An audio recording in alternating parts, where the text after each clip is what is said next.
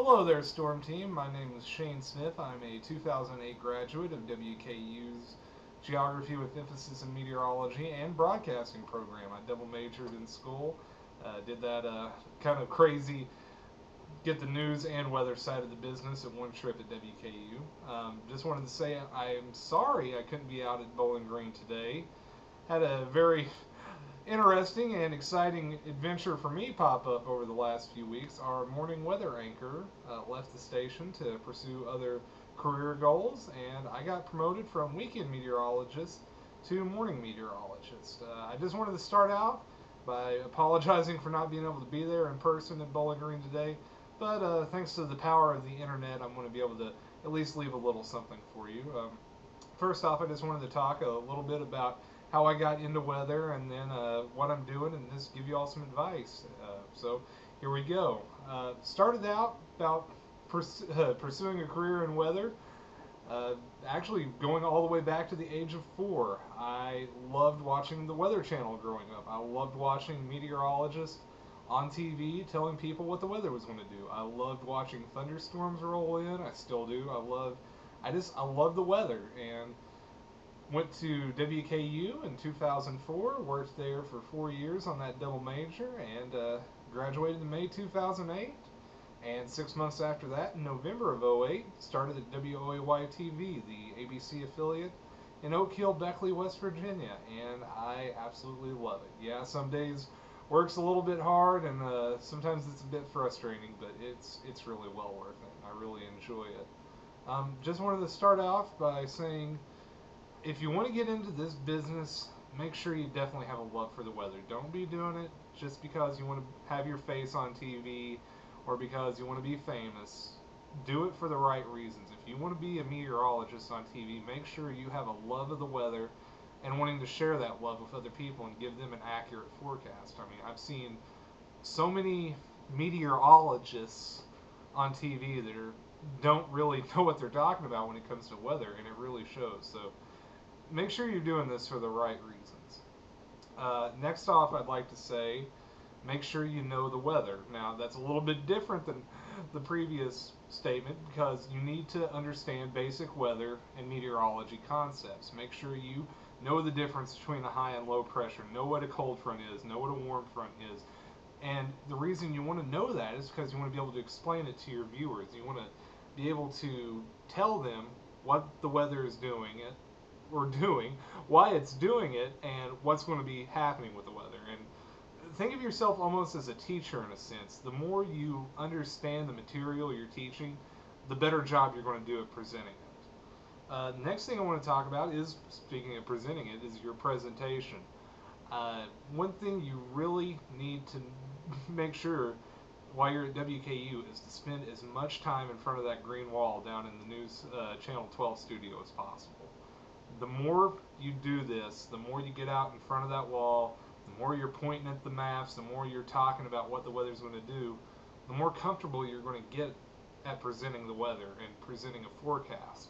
I wouldn't worry so much about the forecasting just yet. I mean, make sure you have a solid understanding of it, but if I could tell you either to focus on forecasting or focus on the presentation, I'd definitely tell you to focus on the presentation because that's a lot more likely to get you a job than being a good forecaster. Being a good forecaster is something you can learn over time and learn by working with other meteorologists who've already been in the business. Having that good resume tape with a very solid presentation is really key into getting in this field. It took me 6 months to get in, and people said I had a pretty good tape, and I mean, it still took half a year. So, and don't be discouraged if it takes you a little while to find that first job. This is an ultra-competitive business, and we're in a very bad market right now. Jobs are being lost daily. I know a lot of good meteorologists with tons of experience who have lost a job and are now hunting for one. So not only are you competing against meteorologists that are fresh out of college, you're also competing with some vets out there. So your tape just has to be that much better now. A few tips when giving a good weather presentation: just talk to your audience. Don't try to be all huffy puffy official. Just talk to them like you would your best friend. When you're looking at that camera right in the iris, look at it like you're looking someone in the eye. That'll help you connect to your audience, and don't talk down to them. Just tell them what the weather's doing. Tell them what the weather's going to do, and tell them how it's going to affect them. Because that's what one of the biggest things consultants say, and one of the biggest things I've learned from talking with people up here in West Virginia. They want to know what the weather's going to do, and how's it going to affect them, and what do they need to do to prepare for it. So keep things simple in that regard, and just make sure you cover those points when you're doing a forecast. Don't get lost in weather terminology or jargon. Just make sure to do your best to give a good, solid forecast that people can understand. Excuse me, I'm looking at my watch down there. Finally, also for getting into this business, I suggest you have some knowledge of reporting. So many jobs now are for entry level are weekend meteorologists / reporters. That's how I got into the business. I was reporting 3 days a week and only doing weather the 11 o'clock show Saturday and Sunday, and still reporting half a day on those days. So make sure you understand the news side of the business just as much as the weather. Make sure you know what a producer does, what they're going through, how you need to work with them. Make sure you know how to report, make sure you know basic camera operation and basic editing. It's things like that that can really set you apart from other candidates that don't necessarily have that experience from other schools. And that's one of the strengths of Western. We have a really strong broadcast news program, so take advantage of it. Take some classes in broadcast news. Even if you're just minoring in broadcasting, which I suggest you do, make sure to take some classes, especially with Professor Letourneau, and take a couple of the production classes so you learn how to shoot and edit on Avid. Because if you can learn Avid editing, you'll be able to learn any kind of editing out there. So that's really it as far as advice goes, just in basic general terms. Once again, I'm really sorry I couldn't be out there today.